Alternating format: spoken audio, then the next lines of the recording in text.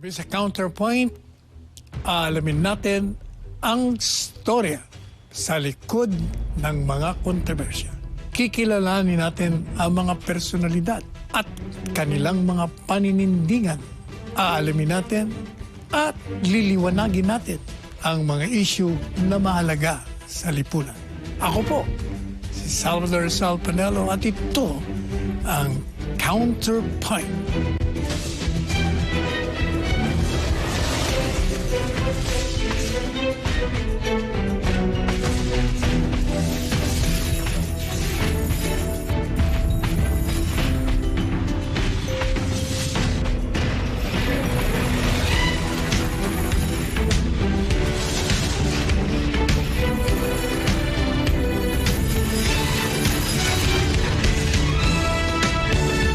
Ngayong holiday season, kabi-kabila ang mga salo-salo sa pamilya, kaibigan at katrabaho.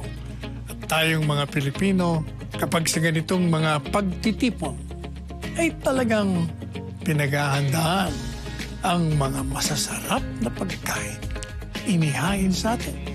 Ngunit, alam niyo ba ang mga posibilidad na panganib na dulot nito sa ating kalusugan? Ayon kasi sa mga pag-aaral, mas marami ang heart-related na pagkamatay sa panahon ng mga pagdiriwang at holiday season. Sa katunayan, tinagurian bilang problematic months ang buwan mula Oktubre hanggang Enero ng mga healthcare professionals, ayon naman sa pinakahuling datos ng Philippine Statistics Authority. Top cause of death ang coronary heart disease. Yan ang ilan sa mga usapin ang tatalakayin natin ngayong gabi dito sa Counterpoint. Makakasama natin si Dr. Antonio Bimbo Sibulo Jr. Isang cardiologist, fellow of the American College of Cardiology, fellow Asian College of Cardiology at fellow College of Cardiology. Diyan lamang po dahil ang usaping puso ang susunod.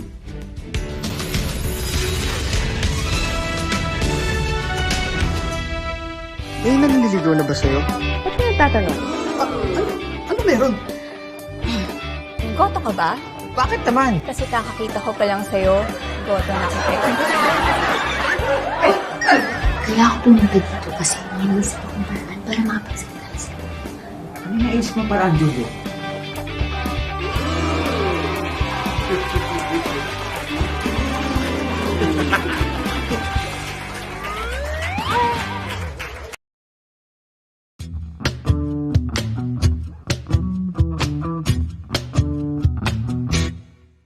Ang Quezon City, sarap panoorin.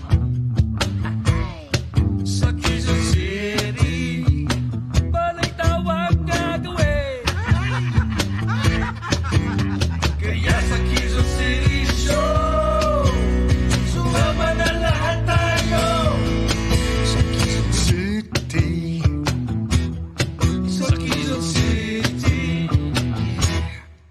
Kung ika'y lonely, wala kang magawa. Walang magawa daw, wala na eh. Sa Quezon City, sa laptop ka matadapa. Ay, ouch. Kaya kung saan ang TV nyo, sa Quezon City na tayo. Sa Quezon City, sa Quezon City. Buong pamilya, pati ang barkada, kuya, ang inyong aso, pati inyong mga pusa. Magsama-sama tropa nyo, sa Quezon City na tayo. Sa Quezon City, sa Quezon City. Okay nga eh. Yun. Okay?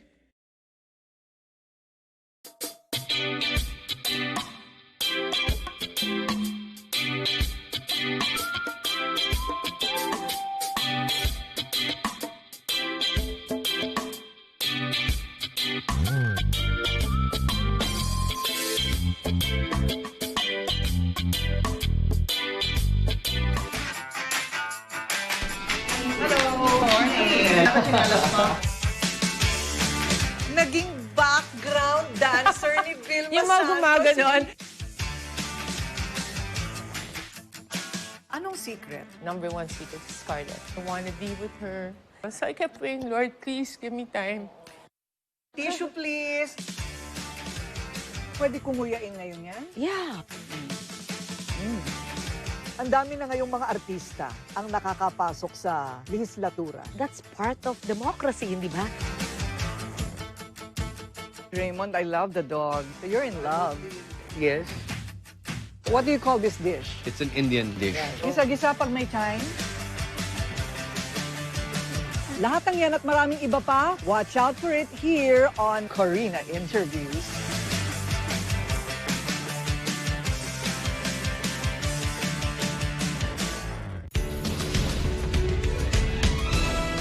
Kasama natin ngayong gabi ay isang mahusay at dekalibering doktor mula sa St. Luke's Medical Center, Global City. Board of Director, Member, Heart Failure Society of the Philippines. National Leader, Paradigm, and Paragon HF Trials. Please welcome Dr. Antonio Bimbo Sibulo, Jr.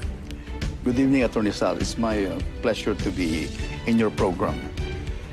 But before I begin, I have some disclosures to make sa aming mga televiewers. One, Dr. Bimbo is a personal friend. We've been friends for the longest of time. I was in college, he was in high school. Kaya ganyan ho kami magkalapit. Pangatlo, ang hirap pong hanapin ito.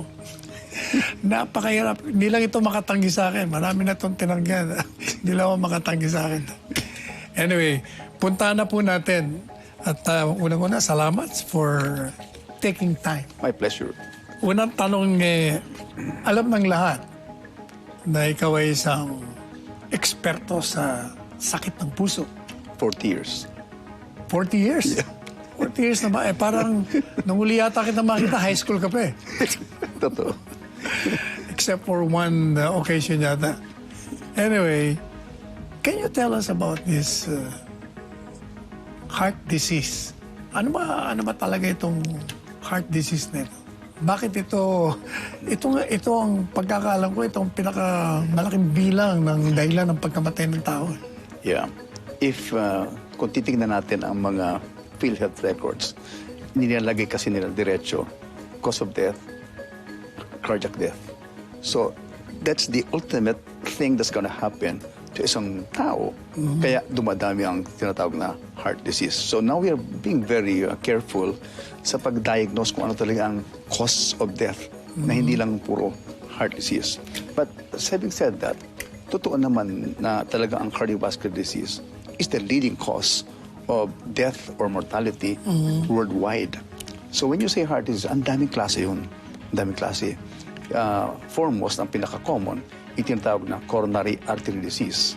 So when you talk about coronary artery disease, ito yung sakit ng ugat which supplies the heart muscle.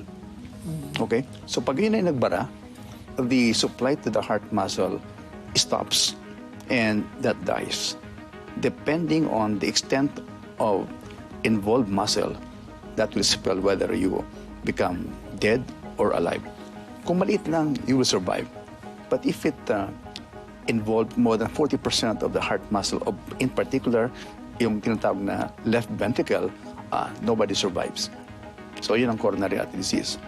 Now, meron pang isang tinatawag na heart disease, yung tinatawag na valvular heart disease. Sa loob naman yun, hindi kasama yung tinatawag na coronary arteries. Ito yung mga rheumatic heart disease. So, yung mga valvular nakakaproblema, nagiging stenotic or matitigas, and it prevents the blood flow of blood to the system. So, depende sa severity, depende sa klase, and you encounter more problems as you leave it at that na hindi ginamot yung valvular heart disease. The other one is cardiomyopathy. Cardiomyopathy is specifically disease of the heart muscle. Kagaya ngayon, no? May COVID. may mga nagkakaroon ng myocarditis, and ang heart muscle nagiging maga, and humihina ang contraction. Ang good news is that in about 2 to 3 months, nagka-recover naman yung myocarditis, and sana, most patients naman, they develop normal function after 2 to 3 months. So, ang daming klaseng heart disease. But these are the more common types. Meron pang congenital heart disease. So, mahaba ng usapan yun. Pero ano ba yun? Sa bata. Yung mga defect, may mga hole in the septum, o kaya mali-mali ang connection ng pinanganak, na-opera na maaga yun. So, this is at the realm of the pediatric cardiologist.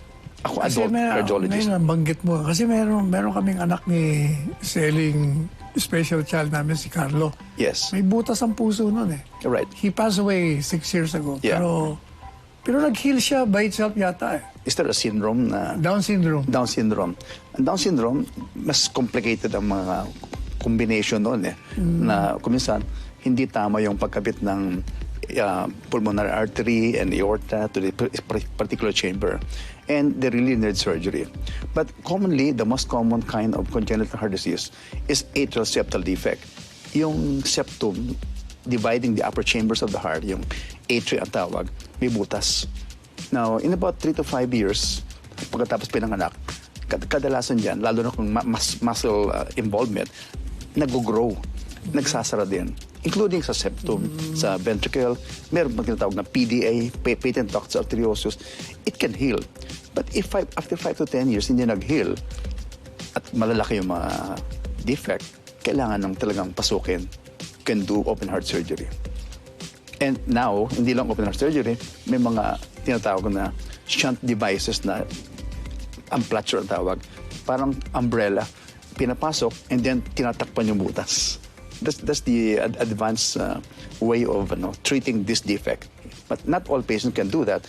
Only specific defects. How dangerous is heart surgery? That's a very good question. Ako, positive thinker ako eh. So I would say that the worldwide experience, even in the Philippines, sasabihin, Doc, mamamatay ba ako? Ano bang death rate ng cardiac surgery? Ang sagot ko, anong success rate? The success rate is about 98 to 99% in the good centers. So, when you talk about cardiac surgery, I'm talking about the bypass surgery. 98 to 99% success rate. So only 1 to 2% really pass away from the procedure. And usually, what's the cause of the failure? Well, usually when you have patients na highly complicated, for example, may kidney disease, may diabetes, may lung problem, yun, medyo higher risk yun. I would say 3, 4, maybe 5% risk. And the elderly, usually higher risk. But ordinarily, the risk is very low. We have gone a long way. I do remember nung way back 1975, in the 70s, when I joined the heart center noon, talagang mataas yung mortality noon. And patients stay very long in the hospital. Nowadays, after an open heart surgery, they only stay for 5 to 7 days. Oh, really? And they're back. And usually in 6 to 8 weeks, they're up and running and back to society, doing gainful living. Meron yung bypass. Bypass means dalawa. No. Ano ba yun?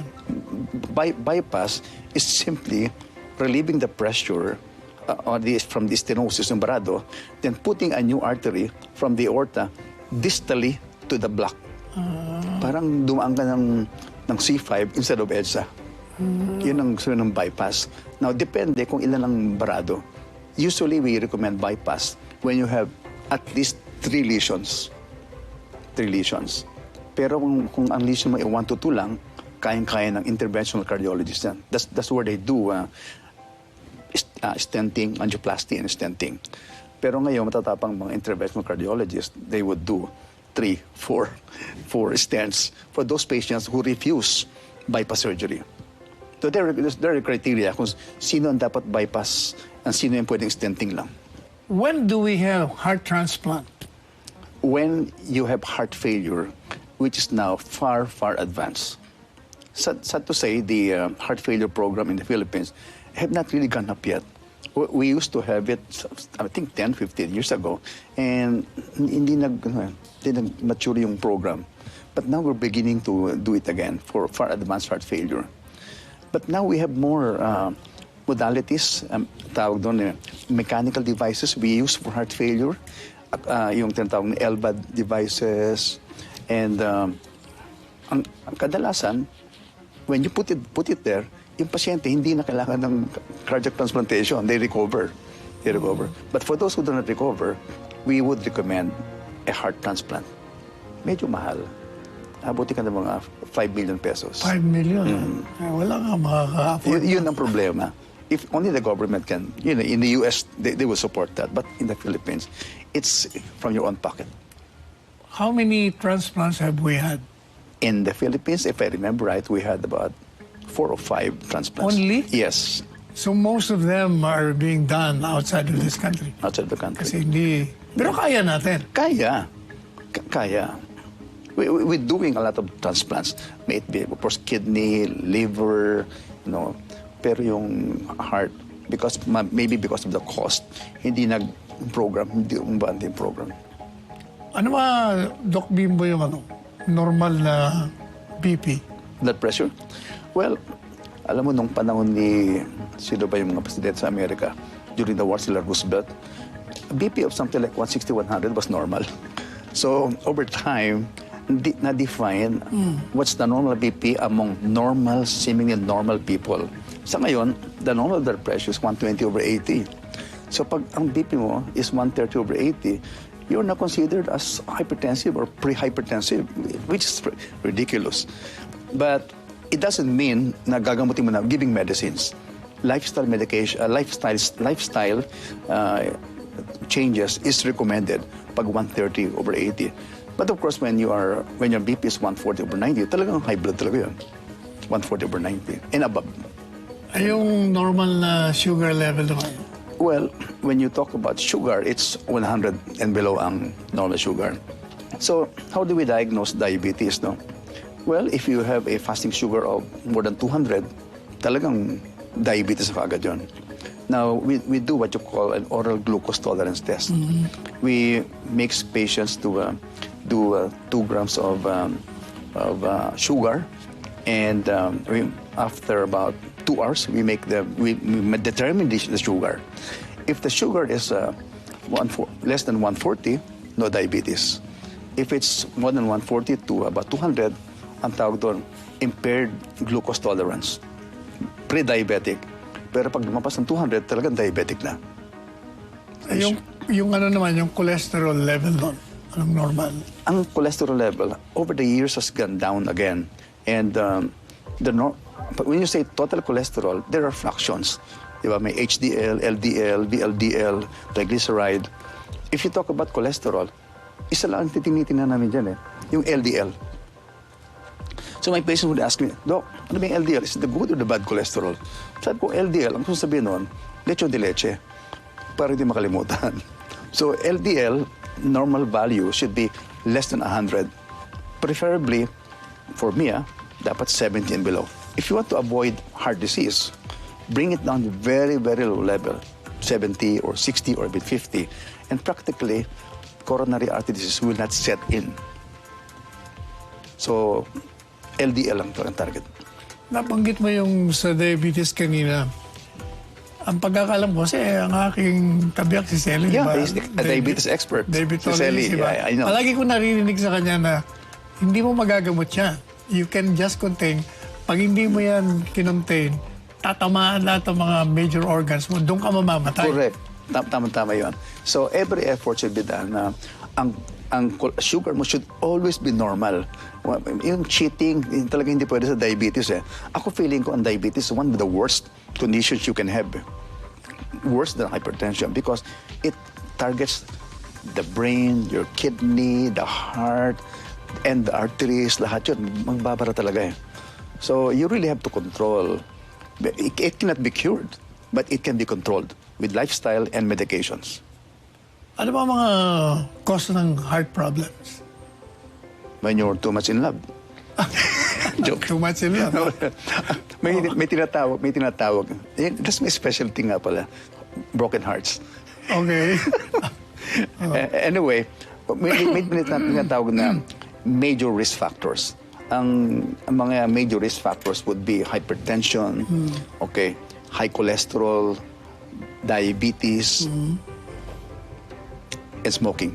Smoking. Yeah. Naku, maraming nagkakasakit niya. Yung apat na yun, if you have a majority of those risk factors, you're in trouble. Now, you can of course control those risk factors if you're really serious about preventing heart disease. Disiplina kailangan. Disiplina talaga. Eh yung ano naman, anong sintomas pag meron kang sakit? Okay. Anong mga lumalabas? Kung tinatanong mo anong sintomas ng coronary artery disease, yun na. The first thing is heart or chest pain. So, madalas sabihin sa akin ng pasyente, Doc, chest pain ako. Ang tanong ko, ano yung klase ng chest pain? Basta ganito. Hindi. Kailangan ko malaman ano yung klase ng chest pain. Ito ba'y pinipiga? Ayan, yun ang unang-una kong pinipiga. Kung tusok-tusok lang, ganun tusok-tusok, hindi, most likely sa puso. Muscle lang yan. Muscle pain or bone pain. Okay. The second question would be, paano nag-umpisa yung chest pain? Ikaw ba'y nakaupo lang? Ikaw ba'y naglalakad? O umakit ng hagdanan? O nagalit ka? Usually may effort. Na-stress ka. Bakit? Because when you do those things, tataas yung heart rate, tataas yung blood pressure. So you're putting much work on the heart. Doon ka mag-chest pain. Third, paano na-relieve yung chest pain? Usually, nag-chest pain ka, umakit ng hagdanan. Pagkatapos, tumigil ka, tapos nawala. Ba, ganon. Medyo may drama yung chest pain ang tinatawag na angina. So, iyon ang dapat sagutin kung ito ay heart pain or not. Yung, di ba, may tatlo kang sinabing klaseng heart disease eh. Right. Yung valvular heart disease, coronary disease, saka cardiomyopathy. Yun naman, anong mga risk factor na? Yung valvular heart disease, rheumatic heart disease, it starts early with, sabi nila, from streptococcal infection. And repeated sore throat, repeated sore throats, in particular, a strain of the beta hemolytic streptococci. It goes into the heart, nangungulubot yung mga valvula, and it destroys it. And over time, paulit-ulit, talaga nasasira. So, yung heart, yung valve natin na bumubukas, nagsasara, kung minsan, na-restricted na ngayon. O kaya, maluwag-maluwag. Okay. Cardiomyopathy naman could be from genetic. Daddy ko namatay sa dilated cardiomyopathy.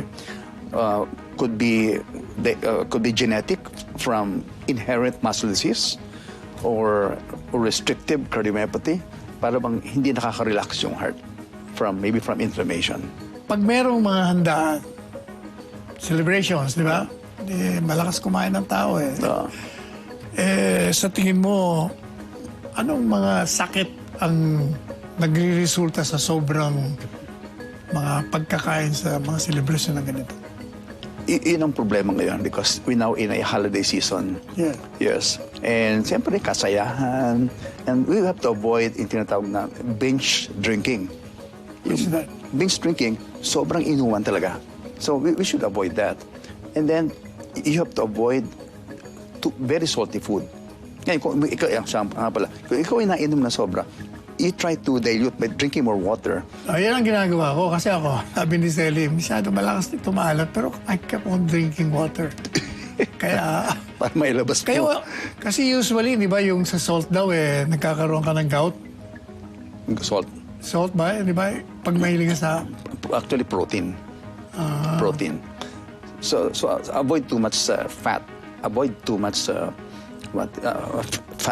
sugary-rich foods. Pag malakas ka sa salt, anong sakit ang... Hypertension. Hypertension. Wala naman ako hypertension. Alam mo yung salt kasi, ang recommendation is just 5 grams of salt in the diet. Okay? Yung mga normal, I would usually say, hindi ko sinabing walang asin na pagkain, kaya lang, kung ano yung sangkap sa kusina, yun na yun. Pagdating sa mesa, bawal na yung mga sausawan. Bagoong, patis, toyo, talagang bawal. Ang Filipino diet, inherently, mataas talaga sa salt. 5 to 10 grams ang Filipino diet. So, pag dinagdagan pa ng mga toyo, sausawan, may mga pamilyang mahilig may sausawan, di ba? At talagang mataas ang hypertension sa kanila. Basta kailangan uminom ka ng maraming tubig pag mahilig ka dyan. I Pwede don't ba know if yun? that, I don't know if that works. Ganon? Oh. Akala ko ba sabi mo kanina, yung Yung sa alcohol. Sa alcohol. para ma-dilute. Right. Right. Now, Doc Bimbo, I'm sure you've heard of this keto diet. Oh. Keto Ano diet. Ano bang masasabi mo dyan? Maraming nagkakahilig dyan. I know, because it induces weight loss, di ba? I think the rationale is when we exercise, and of course we eat carbohydrates, fats, and protein, the first thing to burn is your carbohydrate. Okay? So you lose your carbohydrate. Pag naubos ang carbohydrate mo, ando na yung fats. And then the last to burn is your protein. You don't want to burn your muscles, no? So, sa keto diet, they remove the carbohydrate. Parang the first to burn is your fats. Kaya lang, ang hindi ko lang gusto sa keto diet, and it's been recommended in the big societies nationwide, internationally. Ang sabi, you have to eat more cholesterol. And I've seen that among patients, their cholesterol goes up. And may mga na-atake sa puso. And it can also induce ketosis, acidic ang pH mo. And that's kind of dangerous. And of course, if you do it only for about 2 or 3 months, controlled naman sila as long as they don't really do it for 6 months to 1 year. Delikado na talaga yon. And it will have a bad result and an effect on your cardiovascular system. Doc Bimo, punta natin itong, di ba, hanggang ngayon wala tayong Secretary of Health. Ang tanong ko sa iyo, bilang isang doktor, sa tingin mo ba napakahalaga na magkaroon tayo ng Secretary of Health sa Department of Health? Hindi, ano lang. Of course, because if you have a Secretary of Health, lalo kung doktor, alam niya yung the different aspects of healthcare. And we need a leader to guide the different departments and the different employees. We need a Secretary of Health. Maybe it's coming. Sa tingin mo ba, sa inyong profesyon, meron ka bang mga nakikitang pwedeng maging Secretary of Health? Baka siguro tulungan natin to si Presidente. Mukhang nahihirapan eh. Meron naman. Sino ba mga nasa... I cannot name names kung sino yun. Hindi, yung mga naririnig mo, not necessarily yours. Yung mga naririnig mo na pwedeng, o kaya pwedeng maging. Actually, from the rank and file sa DOH, may mga tao doon na pwede. But yung mga tagalabas, ayaw ba ng mga tagalabas na pumasok sa gobyerno? Kung ako, ikaw, kung ako inimbita, hindi ako papasok. Kasi yung kaibigan natin si S.B. Cabral, dating Secretary of Health, di ba? Correct. She was a very good Secretary of Health. Right? Bakit naman kung ikaw ayaw mo? Tanda na ako, Atty. Sal. Gusto ko na mag-relax. Ang daming problema ang DOH. And sisilipin ka all like under the microscope. I'm now in my relaxation phase of my life. Mamaya pagbabalik po ng Counterpoint, aalamin naman natin ang personal na buhay ni Dr. Bimbo with his permission of course.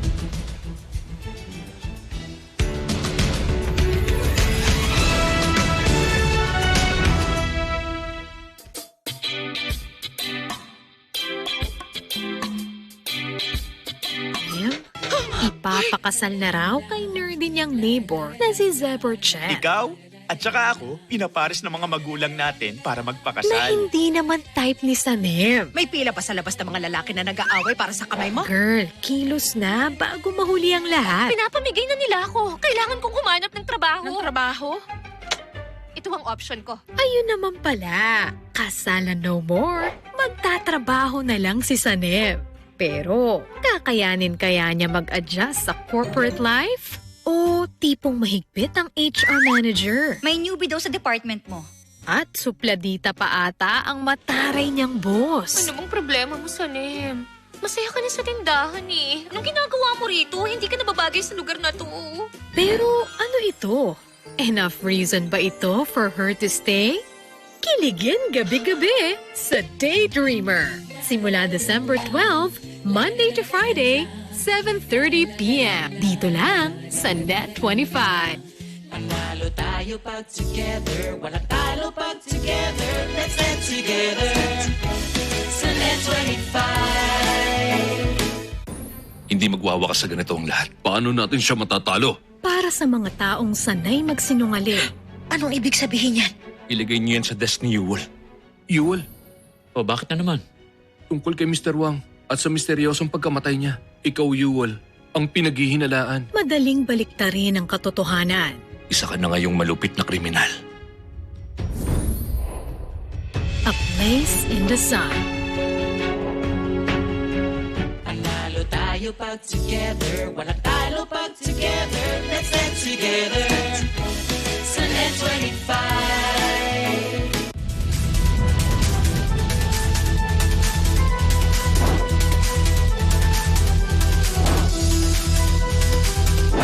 Dito, ang inyong sumbong, siguradong may respondeng katapat.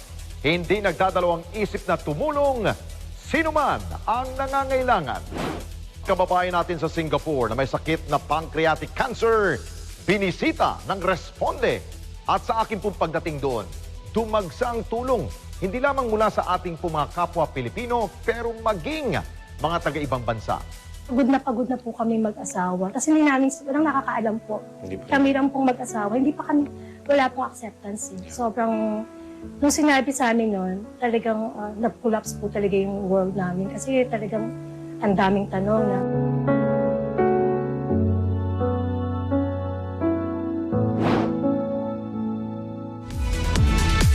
Mapapanood nyo kami sa mga sumusunod na mga channels. Sabado, alas 6 hanggang alas 7 ng gabi. Ito ang Responde, Mata ng Mamamayan. This portion is...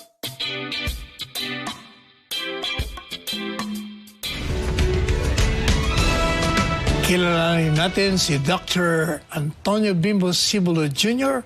sa mas personal na bagay naman. Usaping puso. Puso pa rin ang pag-uusapan natin. Unang, siyempre, pag sinabing puso, ang unang tanong sinong malapit sa puso mo? Siyempre, yung kabiyak mo. Siyempre. Pinakilala mo na sa akin yun. Correct. Si Susan, di ba? Hindi Sabi ko makinig sa program natin, baka sabihin ko huwag ka na makinig. Stanley. Malapit naman pala Isa rin siyang doktor, di ba? Yes, siya. OB-GYN siya. Saan kayo nagkakilala? Well, sa Yati pa kayo? Yes, sa UARM noon. Intern ako noon and clerk siya. He was 4th year. So, nakita ko siya. May boyfriend siya noon. Inagawan mo? Of course. On the rocks daw sila okay. Okay, so valid. So, sinundan ko siya hanggang makarating sa Veterans Memorial Hospital. Hindi ko na pinakawalan, siyempre. Doon ako nag-training na rin. Kasi andun din yung dati niyang boyfriend. How many children do you have? 3. Ano ito? May doktor ka? Okay, yung eldest ko is a businessman in a small drug company. Siya ang presidente. The second one is a doctorate in music. Doctorate in music? Kumakanta o nagpapiano? Kumakanta, nagtuturo. Sa Denver, Colorado. Ano yung nagmana yun? Sa'yo, sa asawa mo? Hindi ko alam Baka sa lola ko. And the last one, yung youngest, is a doctor. Nasa Las Vegas. Yun ang nagmana kay Susan. Steny. Steny. Kala ko. Oo nga pala. Sige. Wala lang Susan. Bakit pa palagi ko naalala yung Susan? Baka ikaw may Susan. Hindi sa akin Susan, iba Cecil. Anyway. Tapos yung isa, tatlo Tatlo nga. Yung isa music, yung isa doktor, yung isa negosyante. Yes. Yun na nasa Pilipinas. And I have one apo sa kanya. May apo ka na. Right. 2 apo ko sa Las Vegas, who incidentally flew in to Manila for the holiday season. For the holiday, Right. Matagal ka na ba nagpa-practice? Oo naman. Way back in 1982, after I graduated. Initially, I wanted to go home to Bicol to practice. Bicol nga ka, hindi mo inisip yung abroad, ha? Ano? Bakit? Remember nung 1982? Yeah. Martial law years. Okay. Ang hirap magbiyahe. And you need so much clearance to be able to travel abroad. In fact, bago ako nag-graduate ng medicine, kumuha ako ng ECFMG, yung licensure exam for the US. Pumasa naman ako. Kaya lang, nakilala ko ng asawa ko. So maybe that was also one reason kung ba't hindi ako umalis. Yun ang talaga. Yes. Pinakamabigat na dahilan. Right. Ayaw And mong iwanan. I never regretted that I stayed in the Philippines. Teka muna, hindi ba pamilya kayo ng mga doktor? Right. Alright. Did it ever cross your mind na hindi ka mag-doktor? Oh, ever no. since talagang doktor ka?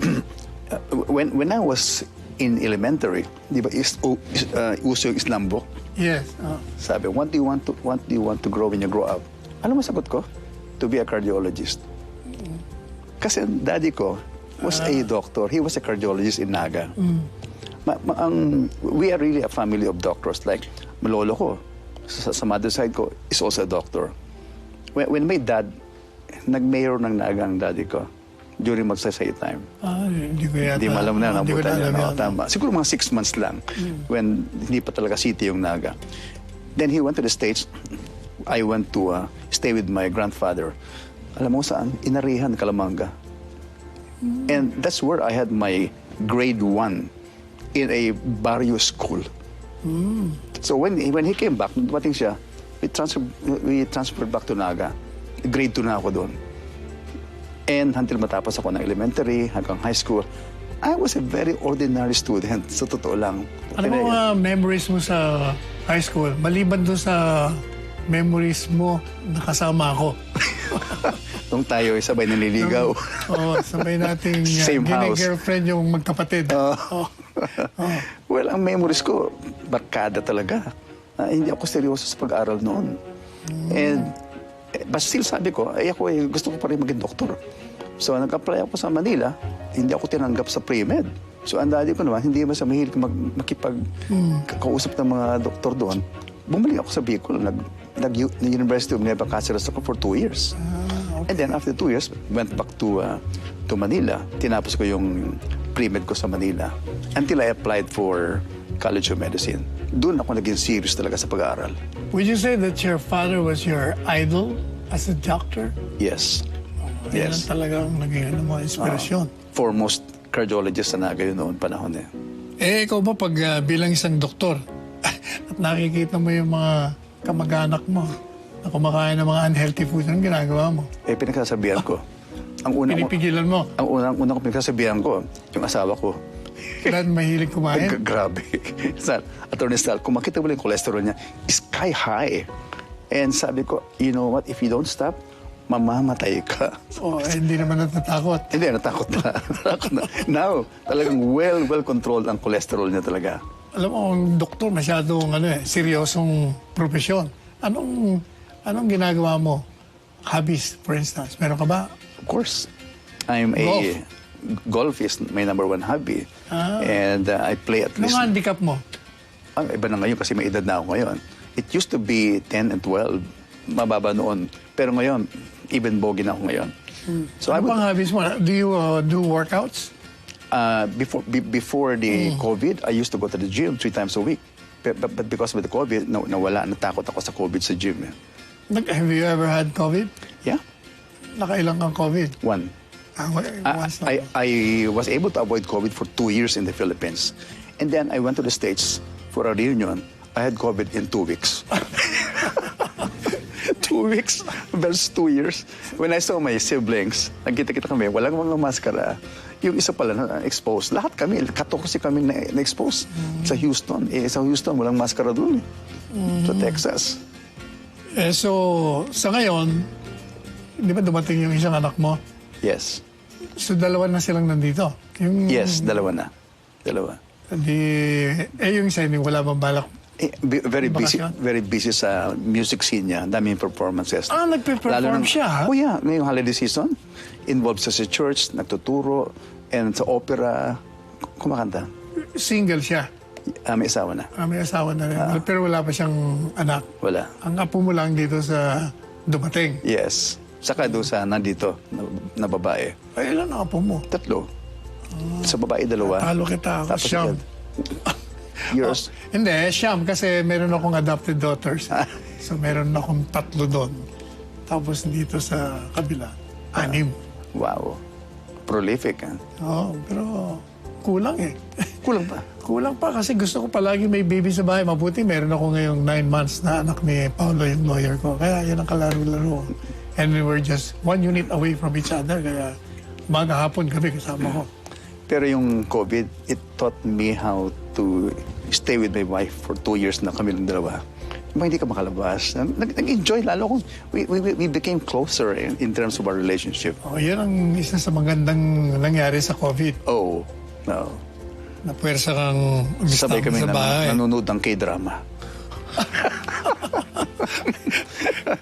Isa ka rin pala doon, ha? Na-influence ako ng... Yung kabi ako, mahilig din doon, eh. Kaya lang, pag hindi siya tumitingin, nililipat ko. Anyway, punta naman natin yung ating interesanteng segment. Doc Bimbo, bibigyan ka namin ng emojis. Magpapakita kami sa iyo ng mga pictures. At gamitin mo yan. Pwede mong pakita sa camera ang napili mo dyan. And you can add commentaries, whatever you want. Baka mapahamak pa akong magkomentaryo ako. Definitely wala dyan si Susan, kaya huwag kang mag-alala. Susan? Steny! Okay. First photo. Dr. Duque. Sad. Bakit naman? Well, maraming issues during his time. And mahirap na buksan uli yun. There were some failures in the past. But I cannot blame him also. Napakarami siguro problema talaga. Okay.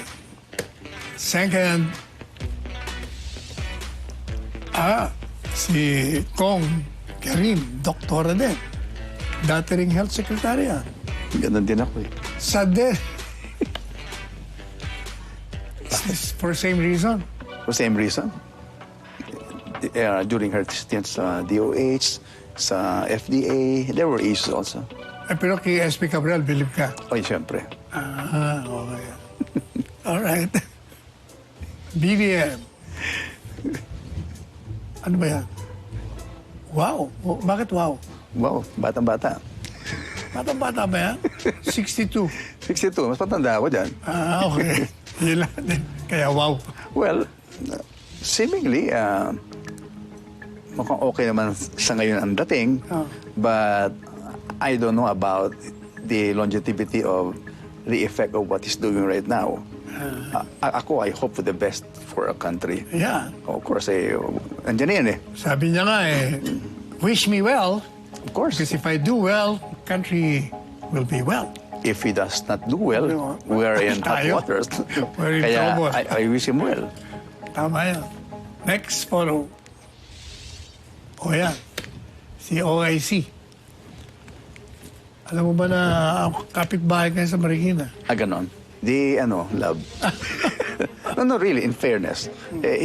She was doing very well in terms of how he was representing the DOH. And he made sense during the COVID pandemic. Talagang, I think she's okay. Okay. And she's a career employee of DOH. Former President GMA. Pasyente ko yan. Pasyente mo. Okay. Including the first gentleman Arroyo. I was his cardiologist. Next. Yan yung sinasabi mong bahay mo. Well, siguro hindi yung bahay mo nakapokus, kundi sa mga basurero. I know. Yung basura, alam ko, sa amin yun eh. So, they're doing a good job and they come regularly. Impressive ang kanilang garbage truck. In fact, kinuha ko ng video yan. Meron ko nabasa na nag-viral ka tungkol dyan. Totoo yun. Kwento mo nga kabila ba na? Yung aking grandson sa Amerika, pag dumadada ang garbage truck, lumalabas siya. Okay. At gustong-gusto niya makita yung garbage truck. And he loves big trucks. So sabi ko, meron kami sa Pilipinas din. Mas malaki nga ito eh. So kinuha ko ng picture, a video, at pinadala ko sa kanya. And yung garbage man kinakausap ako, Dok, pwede bang kumonsulta? O sabi ko, sandali na, Dok, baka mahal doon. Hindi, libre, sabi ko. Puntahan mo lang ako, sabi ko. Hindi ko kalain nag-viral. Pinalibre mo siya. Siyempre, pag walang pera, you have to serve Ngayon pala yung story. for humanity. Yeah. Thank you very much, Dr. Antonio Bimbo Sibulo Jr. for giving time for this show. Alam mo, first time kami interview, nag-guest ng isang espesyalista sa... Actually, hindi. Pangalawa ka na. Although, in passing lang yung sa kabiyak ko eh. Pero ikaw talaga nakapokus sa iyo eh. So, para magkaroon tayo ng heart-to-heart talk. Thank you so much. My pleasure. Sa pagbabalik po ng Counterpoint, aalamin naman natin ang mga mahalagang paksaing kaugnay sa mga persons with disabilities.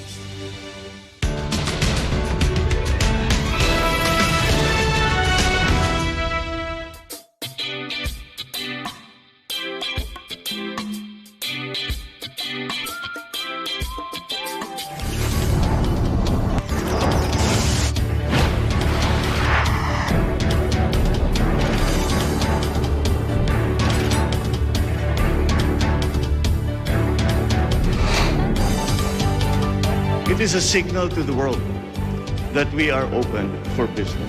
Open for Business with Cesar Vallejos. Every Sunday, 9 p.m.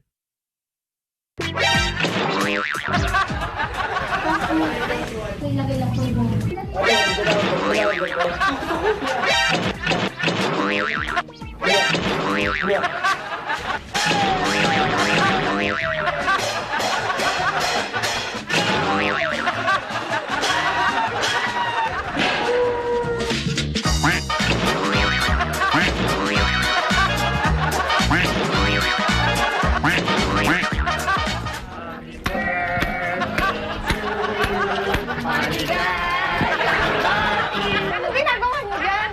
Hindi siya may birthday. Ikaw mukha lang niya. Oh no! You're only Sunday 25. Tayo pag together, wala talo pag together, let's dance together. Sunday 25.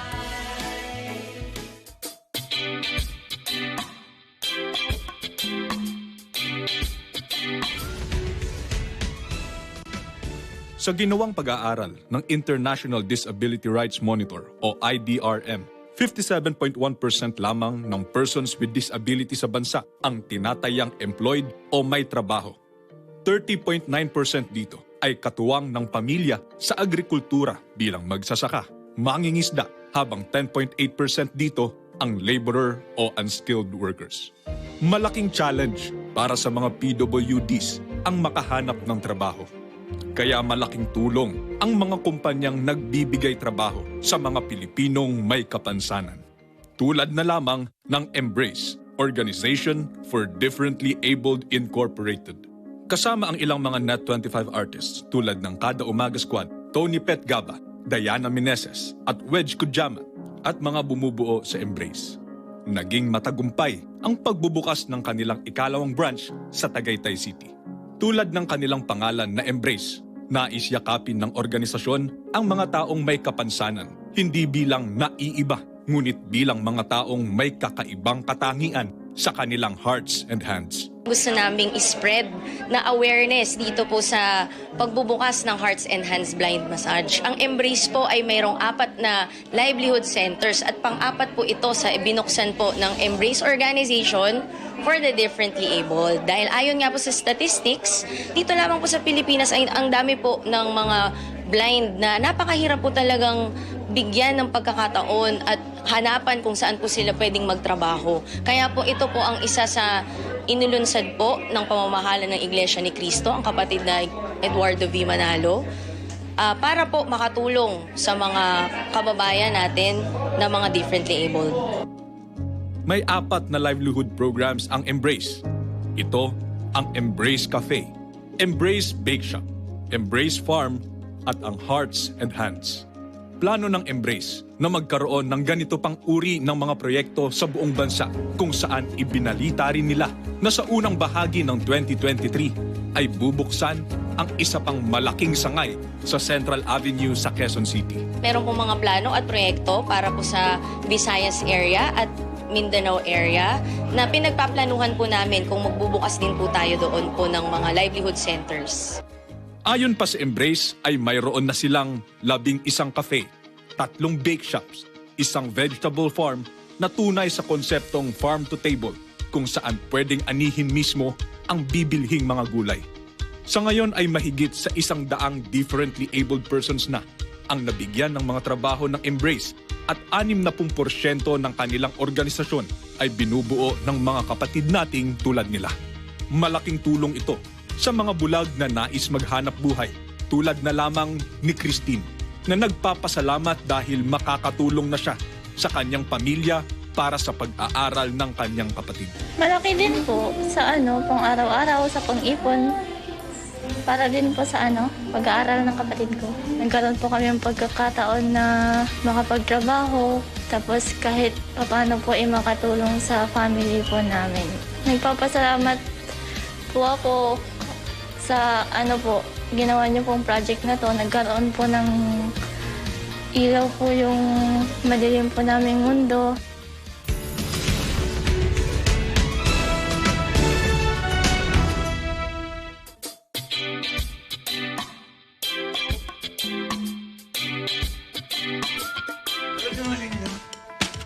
Nabasa ko na ito eh. Baka mag-bakel kayo. Baka kayo mga cameraman, pagtira natin dito, puro defocus kayo. Pag sumakay ka na LRT papuntang Baclaran, sa papunta Usok. Saan? Wala namang Usok yun. Alam niyo na kung bakit tinatawag. 10 taong ko itong pinag-isipan. Huwag mong iiwanan ng getaway car. Huwag mong papatayin ng makina. Huwag ka na mag-aircon at empty na.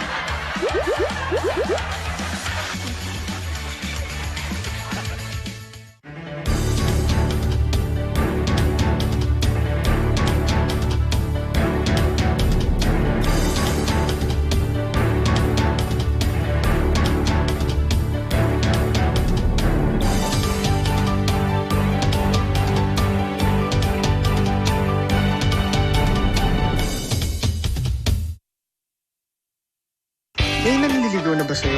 Ba't ka nagtatanong? Ano meron? Goto ka ba? Bakit naman? Kasi kakakita ko pa lang sa'yo, goto na ako. Kaya ako pumunta dito kasi iniisip akong paraan para makapagsalita sila. Ano naisip mo parang, Julia?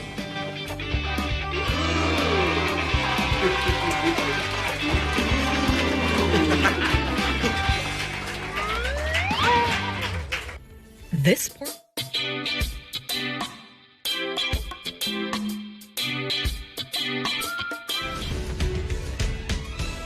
Sabi nga, no beauty shines brighter than that of a good heart.